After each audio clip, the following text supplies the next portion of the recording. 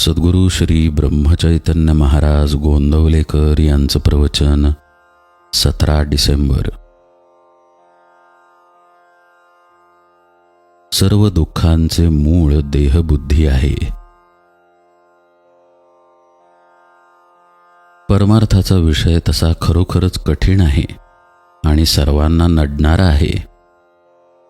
ज्याला हा विषय जाणून घ्यायचा असेल त्याला मी कोण हे जाणण्यापेक्षा मी कोण नव्हे हे जाणणे महत्त्वाचे आहे.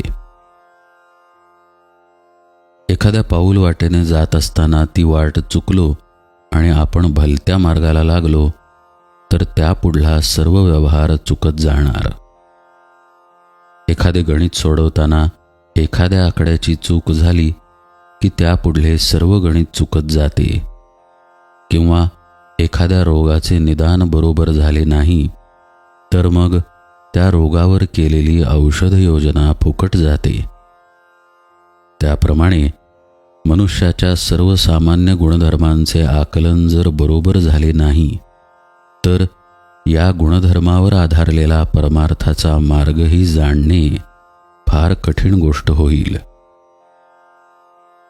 आपण आनंदी असावे, नेहमी आनंदात राहावे असे सर्वांनाच वाटते. हा झाला पहिला गुणधर्म. या आनंदात चिरंतन असावे, निदान आनंदाच्या अपेक्षेत तरी चिरंतन राहावे असेही आपल्याला वाटते. खरे म्हणजे मरण कुणालाच आवडत नाही. जगण्याची हाव किंवा चिरंतन राहण्याची आवड आपल्याला सर्वांनाच असते. परमेश्वर आनंद रूप आहे, तो चिरंतन आहे. आपल्या ठिकाणी तो अंशरूपाने असल्याने आपल्यालाही तसे राहणे साहजिकच आवडते. पण आपली मुळात वाट चुकली आणि म्हणून त्यापुढले सर्व व्यवहारही चुकत गेले.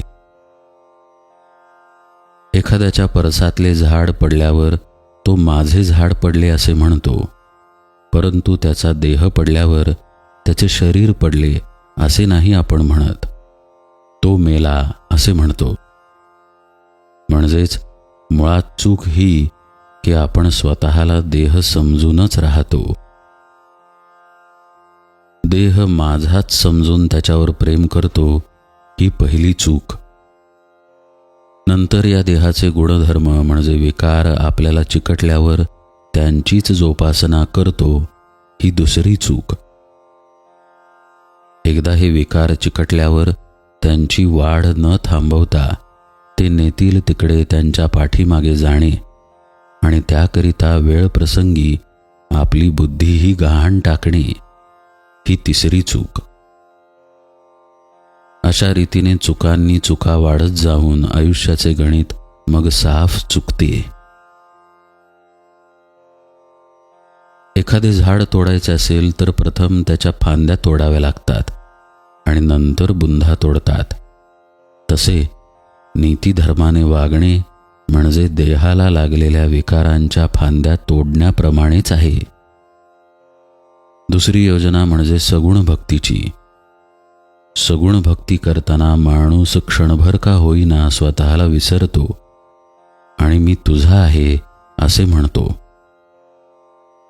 या भगवंताचा सतत सहवास जर कशाने लाभत असेल तर त्याच्या नामानेच. या नामाच्या सहवासात राहिल्याने देहावरचे प्रेम आपोआप नष्ट होईल आणि मग देहाने मांडलेल्या प्रपंचावरचेही प्रेम कमी होईल. पुढे त्याला सर्वत्र परमेश्वरच दिसेल. तेव्हा आत्तापासून मी राहीन तर नामातच राहीन असा निश्चय करा. मला खात्री आहे राम तुमच्यावर कृपा करील. मी कोणीच नाही, सर्व राम आहे आणि मी रामाचा आहे या गोड भावनेत आनंदात रहा. जानकी जीवन स्मरण जय जय राम.